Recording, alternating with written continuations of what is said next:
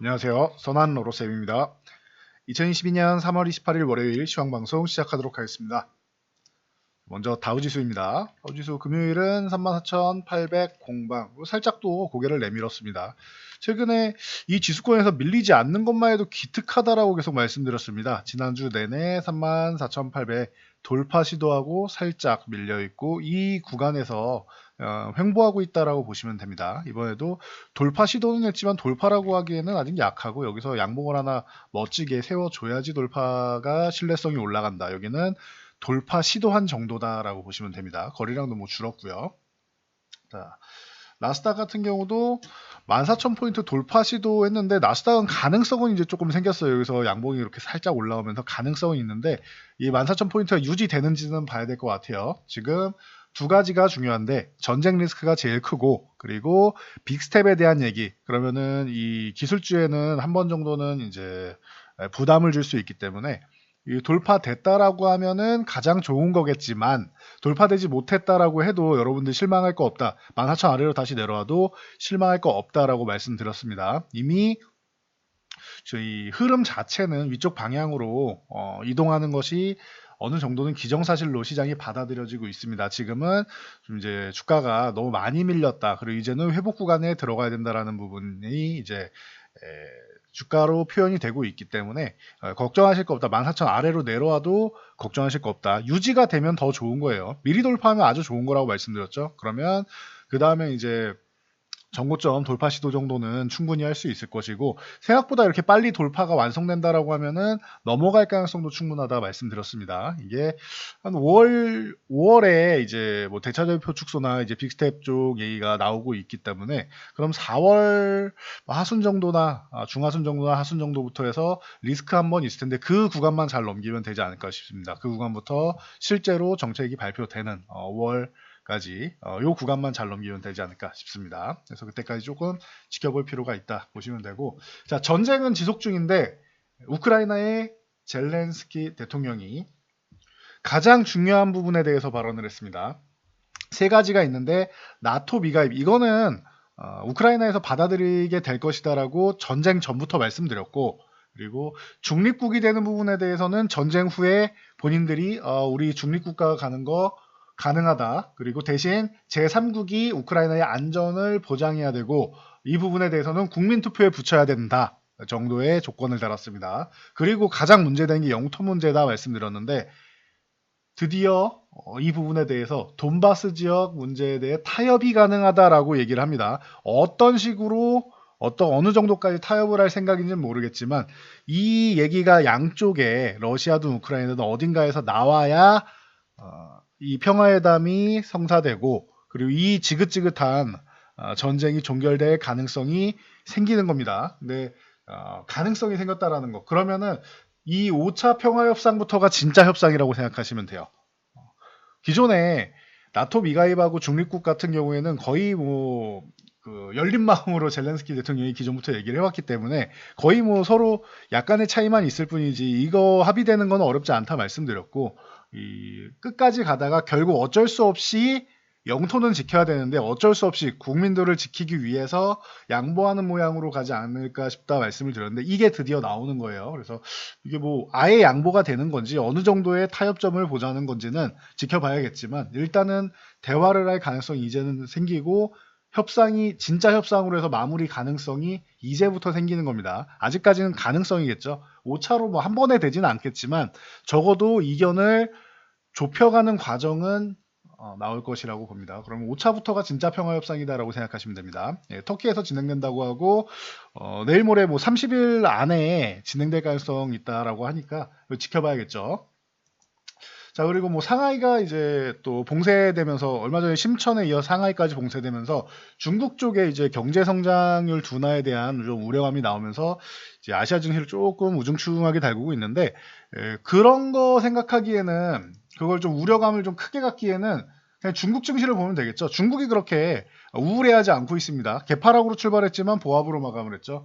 그 옆에 있는 이제 대만 정도나 조금 쉬었고 대만은 근데 최근에 뭐 반짝 잘 올라온 다음이신 거니까 크게 뭐 신경 쓸 건 아니고 대만 정도나 좀 밀렸지 나머지 뭐 홍콩이라던가 이런 데도 이제 홍콩 H지수나 이쪽을 봐도 이제 나쁘지 않았습니다. 다 플러스권으로 마감을 했습니다. 일본 정도가 이제 최근에 가파르게 올라왔기 때문에 쉰 거지 오늘도 일본 밀린 게 아니죠. 최근에 보면은. 그래서 금일 아시아 증시는 좀 양호했다 보시면 되고 뭐 상하이 봉쇄 우려감에 대한 부분은 크게 작용하지 않았다. 우리나라 같은 경우도 오전장은 좀 이제 무겁게 흘러가면서 거의 뭐 1% 가까이도 밀렸었습니다. 0.8%대까지 밀렸었는데 마감해 보니까 오후장까지 이제 잘 회복이 되면서 장중에 이미 회복이 잘 됐었죠. 그래서 플러스권 왔다 갔다 하면서 이 약보합으로 마감을 했습니다. 그래서 0.42% 떨어졌으니까 이건 거의 뭐 안 떨어진 거죠. 그래서 보합권 정도로 마감을 했다라는 거. 자, 수급 동향을 보면은 월요일이라서 좀 관망이 되지 않겠느냐라고 생각을 했는데 주식은 일부 매도를 했지만 파생 수급 보면은 가능성을 좀 보는 것 같아요. 아무래도 외국인들도 이 전쟁 종결이 가장 크다 보니까 선물 매수를 하면서 상승 포지션에 대해서 큰 돈을 투자를 하기 시작했고, 그리고 풋옵션 매도가 한 23억이면 그래도 괜찮죠. 뭐 아주 큰 금액까지는 아닌데 그래도 뭐 이렇게 한 7,500만 원 나왔다 이러면은 매도 나왔다 그러면 이제 크게 의미 없습니다라고 말씀드렸는데 그래도 23억 정도면은 근데 의미 정도는 조금 가져갈 수 있는 정도. 그러면은 아래로 내려가면은 수익 나는 포지션이죠. 풋옵션을 사면은. 그럼 반대로 풋옵션을 팔면 뭐다? 내려가면 손실을 보는 거예요. 그럼 외국인들이 지금 이 구간에서는 내려가는 걸 원치 않는다라는 거예요. 일부 비관론자분들이 뭐 2000포인트도 가네, 뭐 2300은 깨지네 이렇게 말씀하신다고 하는데 뭐 저는 모르겠습니다. 외국인들은 그렇게 생각하지 않는 것 같습니다. 외국인들은 아래로 내려가면은 손실 보는 포지션을 일부 구축하고 있고 올라가야지 이거는 선물은 이제 올라가야지 이제 수익을 보는 포지션이죠. 그래서 선물 매수를 해서 위쪽 방향으로 방향을 잡아 놓는다는 거는 2750을 돌파하는 부분에 대해서도 고려하고 있지 않느냐라고 볼 수 있습니다. 아직까지는 추측이지만 월요일임에도 불구하고 관망이 아니라 상승 포지션을 이렇게 좀 규모 있게 구축한다는 것은 의미가 있다라고 보시면 됩니다.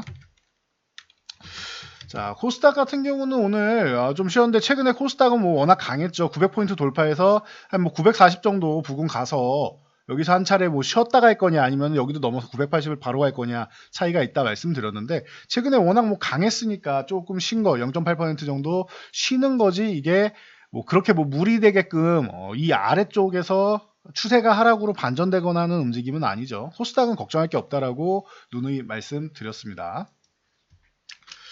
자, 오늘 같은 경우는 이제 LG에너지 솔루션이 최근에 좋은 모습 보였는데 오늘도 밀리지 않고 잘 버텨주는 모습이었습니다. LG에너지 솔루션 이날 말씀드렸죠. 이때가 아니라 차라리 다른 종목을 매매해서 일부라도 수익을 얻어놓고 이 구간에서 매매하면 된다라고 말씀을 드렸는데 좋은 구간입니다. 이 구간에서 40만 원 회복되고 바로 또 올라오면서 한 10% 정도는 벌써 올라와 있는데 이 구간에서 밀리지 않고 횡보하고 있는 거 2차전지 관련 쪽이 좀 섹터가 강해지고 있다라는 거 살아나기 시작한다라는 것을 보여주는 가장 뭐 중요한 어떻게 보면은 뭐 중요 지표 정도로 사용할 수 있을 정도로 LG에너지 솔루션이 잘해주고 있다라고 보시면 될 것 같습니다.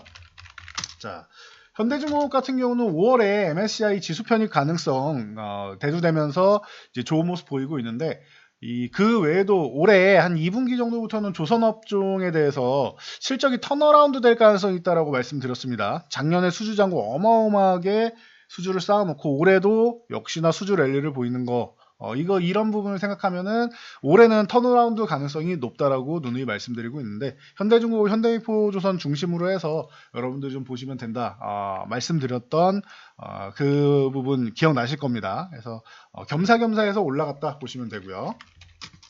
유가 관련주 같은 경우 이제 테마성 종목들 좀 이제 자제하시고 하실 거면은 아예 S-OIL이나 GS나 뭐 SK이노베이션 같은 종목을 들어가는 게 낫다. 정유주를 들어가는 게 낫다 말씀을 드렸는데 그때 8만 원대였는데 벌써 9만 원 후반대까지 왔습니다. 저는 중장기적으로는 S-OIL 그냥 들고 가시는 게 좀 마음이 편할 거다 말씀드렸는데 오늘 거래량도 좋고 아주 뭐 흐름 자체가 좋아지기 시작하고 있습니다. 그래서 S-OIL 같은 경우는 꾸준히 보실 수 있고 SK이노베이션도 마찬가지입니다. 그냥 꾸준히 보시면 될 것 같아요. 뭐 SK온이 이제 기업 분할을 해서 나간 거는 리스크가 되고 기분은 나쁘지만 SK이노베이션은 이 정유 쪽 그리고 나머지 사업 부분만 해도 충분히 뭐 가능성은 있다. 그렇다라고 하면 지금 이 구간 22만 원 아래쪽에서는 뭐 20만원에서 요런 구간에서는 뭐 충분히 중장기적으로 좀 들고 갈 만한 구간이다라고 보시면 됩니다.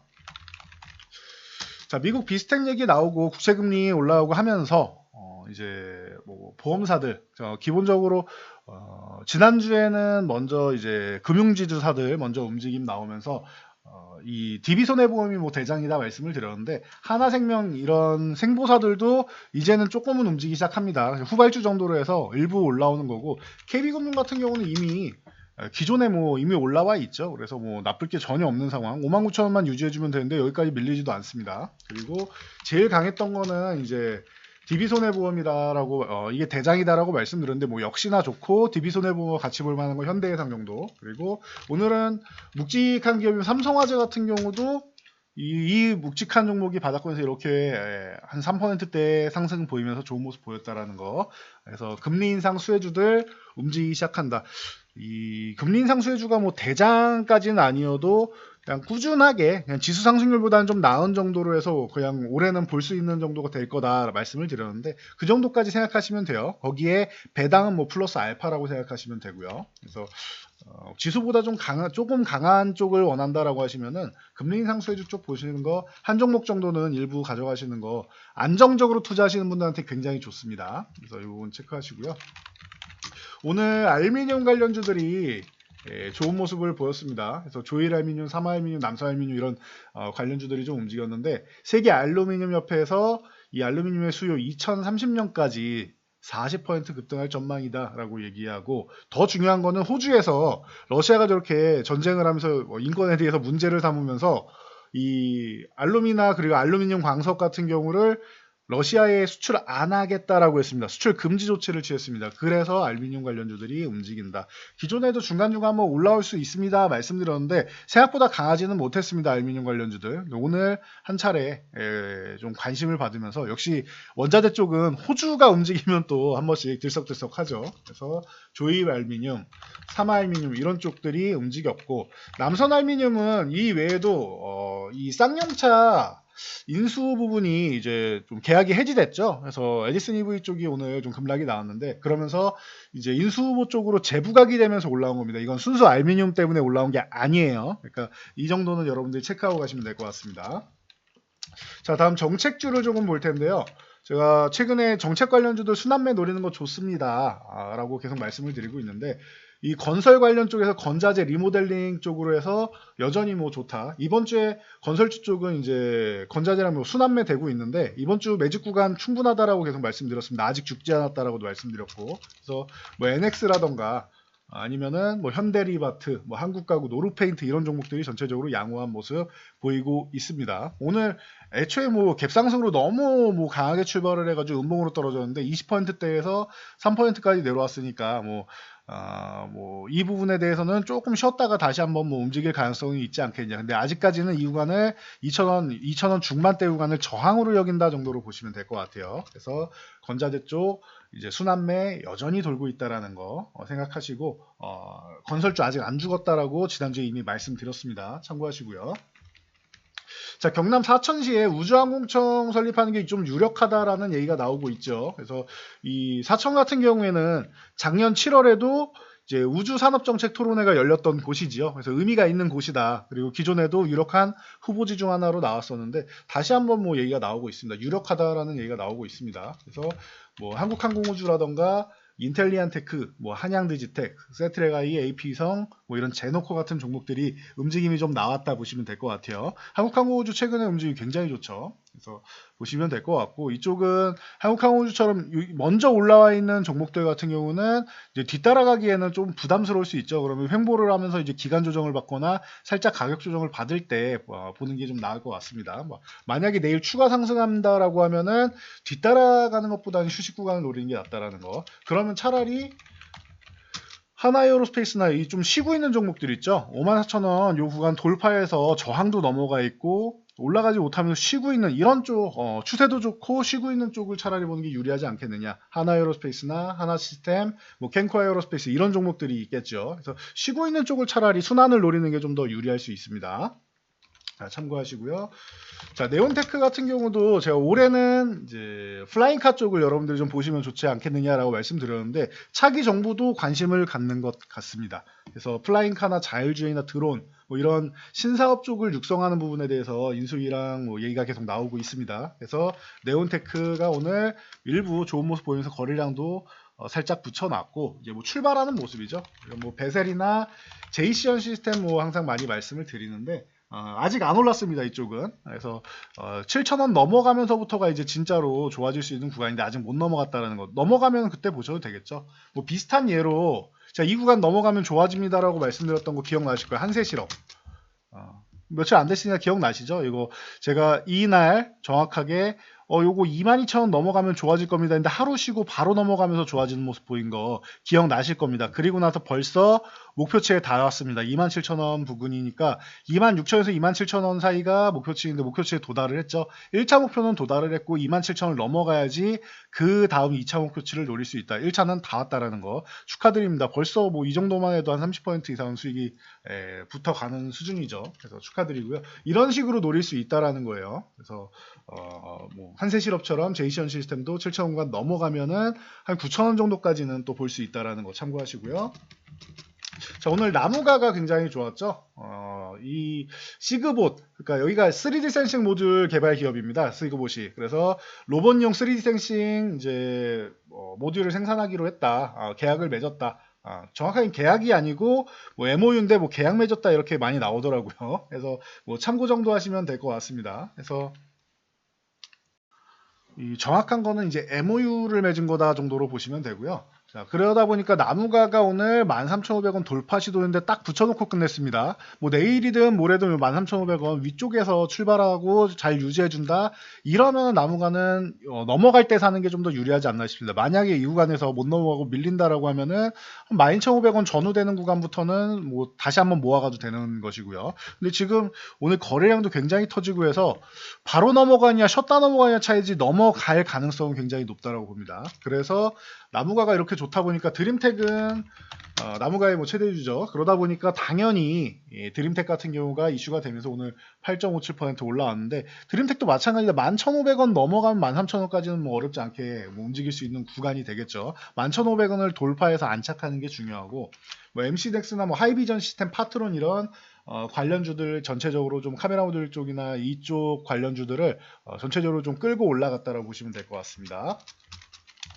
자, 자이언트 스택 같은 경우는 오늘 급락이 나왔는데 11%대 급락이 나왔는데 이 최대주주 이제 하승봉 씨의 이제 처 되시는 분이죠. 강현주 씨가 지분 4%를 블록딜하고 미등기이사 2명이 또 0.16%씩 해서 총 4.32%의 지분 매각이 나와서 좀 이제 주주분들께 부담을 주었습니다. 그래서 뭐 관련 엮여 있는 종목들 중에서 뭐 VFX 쪽으로 위즈익 스튜디오나 이런 덱스터나 이런 종목들이 전체적으로 같이 밀렸는데 위즈익 스튜디오는 42,000원 돌파 시도하는 구간이었기 때문에 여기서 휴식 구간의 뭐 핑계 정도로 보시면 되겠죠. 위즈익 스튜디오에서 뭐 블록딜이 나온 게 아니기 때문에 만약에 이렇게 4만원 아래쪽을 준다라고 하면은 슬금슬금 이제 천천히 조금 모아가도 되는 구간인데 여기서 만약에 좀 더 밀려서 뭐 21성 구간 그러니까 39,000원 아래쪽을 줘서 38,000원대를 준다 그럼 슬금슬금 좀 모아도 되는 구간이 아닌가 싶습니다. 그래서 말씀드렸듯이 이런 엔터 콘텐츠 그리고 뭐 게임 메타버스 이쪽은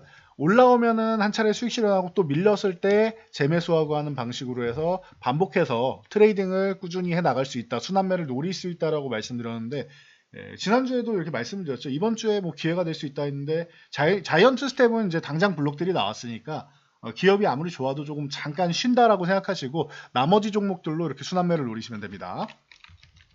건설주는 위에 말씀드렸으니 넘어가고 리오프닝 관련주도 인터파크를 비롯해서 관련주들 좀 움직일 수 있다 말씀드렸는데 6,000원 구간 뭐 이 구간만 유지해주면 된다 말씀드렸는데 아예 내려오지도 않고 있죠. 잘해주고 있습니다. 이러면은 이제 이번 주에도 이제 확진자 수가 좀 줄어드는지 이런 부분을 좀 보고 이제 확진자도 확진돼 사망자 수가 좀 줄어들어야겠죠. 중증 환자가 좀 줄어들고 그래서 이 부분이 조금 안정된다라고 생각이 되면은 이제 이 리오프닝 관련주는 이번 주 매직 구간이 될 수 있다. 그리고 이번 주 주후반 정도에는 이 감염자 수 여부에 따라서 이 좀 다시 한번 또 움직일 수 있는 구간이 다가오고 있다고 보시면 될 것 같아요. 이번 주 주후반이나 다음 주 정도 가능성 있지 않나 싶습니다. 자, 그리고 이제 원전 관련주 같은 경우도 순환매 노릴 수 있다 말씀드렸는데 두산중공업은 조금 무거워요. 그러니까 이 부분 알고 계시고 22,000원 공방 최근 펼치고 있는데 올라가긴 할 것 같습니다. 지금 최근에 계속 말씀드리고 있는 게 두산중공업 같은 경우는 자체적으로도 기업이 이제 관리를 이제 탈피를 하고 안정화를 찾아가고 있고 이제 신재생에너지 쪽으로 해서 이제 좋은 기술력을 뭐 풍력 타워도 그렇고 그러니까 풍력 쪽으로도 되고 원전은 좀 크고요. 그리고 뭐 해수담수 쪽으로도 그렇고 수처리 쪽도 그렇고 전체적으로 기술력 자체는 있는 기업이다 보니까 이제 어려웠던 두산 기업이 굉장히 어려워서 뭐 두 타도 매각하고 뭐 계열사 뭐 두산인프라도 그렇고 막 매각하고 두산마켓도 나스닥 상장시키고 싶었는데 미국에 상장시키고 싶었는데 우리나라에 상장하고 급하게 돈을 많이 끌어왔었죠 그동안. 근데 이제 두산그룹이 이런 부분에서 조금 해소가 되고 있다라는 거에서 두산중공업은 이제 급하게 보기보다는 좀 꾸준히 볼 수 있는 종목이다라고 보시면 되고 그 외에 원전 관련주들 뭐 보성파워텍이니 한신기계니 일진파워니 우진이 뭐 쉬는 구간에서 보시면 된다. 만약에 쉬는 게 기간 조정을 받던 아니면 가격 조정을 받던 이런 조정 구간이 조금씩은 나오기 때문에 이런 조정 구간에서 봐야지 올라가는 거를 추격하지 않는다라고 보시면 돼요. 그래서 지난주에도 말씀드렸죠. 원전 관련주는 이번 주 초는 아니고 이번 주 한 중반 정도부터 해서 상황 봐서 매직 구간이 나올 것 같다 말씀을 드렸는데 이 부분 참고하시면 될 것 같아요. 그러면은 먼저 볼 수 있는 거는 건설주 그리고 이 엔터 콘텐츠주 같은 경우가 이제 순환을 좀 노릴 수 있으니까 이번 주에 뭐 매집이 가능하고 리오프닝 관련주 요렇게 먼저 매집을 하시면서 이제 원전 관련주는 주 중반까지 뭐 괜찮다 싶으면은 조정 모하메드는 가격권을 준다 싶으면은 주 중반 정도부터 중반 이후부터 해서 매집을 진행하면 된다. 요렇게 해서 순환매를 노리시면 된다라는 거 참고하시기 바랍니다. 자, 지난주부터 해서 이번 주 초까지는 조금 휴식을 취하면서 눈치 보기 구간이다. 미국이 빠르게 올라왔죠. 그렇게 말씀을 드렸는데 이 구간도 조금 지나고 나면은 전쟁 같은 부분도 이제 영토 부분이 제일 민감하다 말씀드렸는데 어떻게 보면은 3월에서 4월 넘어가는 이 구간에서부터 제대로 된 평화 협상이 시작된다라고 봅니다. 그러면은 종전이 되던 휴전이 되던 이렇게 깔끔하게 한번 마무리되면은 우리 시장은 더더욱 이제 정상화 단계로 가고 워낙 뭐 코스피 같은 경우는 약한 상태인데 2750 회복되고 2950까지 올라오는 거 충분히 가능하다고 봅니다. 2950까지 회복되면은 코스피도 제자리를 이제 찾아서 정상화가 될 거라고 보는데 그 전까지는 코스피는 조금 약하다 생각하시면 될 것 같아요. 그래서 계속 말씀드린 게 대형주보다는 중소형주 쪽 차라리 중형주 쪽을 보시는 게 조금 낫지 않느냐. 대형주도 아예 시총상위 쪽보다는 조금 뭐 옐로우칩 정도를 보시는 게 낫지 않겠냐로 계속 말씀드리고 있는데 그 의견은 아직까지는 변함이 없는 것 같습니다. 저 전쟁이라도 조금 마무리 가능성이 생긴다라고 하면은 그때 좀 굵직한 종목 보시면 되지 않을까 싶습니다. 자, 전 여기까지 말씀드리고 물러가도록 하겠습니다. 영상이 도움되셨다면 여러분들 주변 분들께도 좋은 영상이다라고 추천 한 번씩 부탁드리겠습니다. 영상 잘 참고해서 모두 안전투자하세요.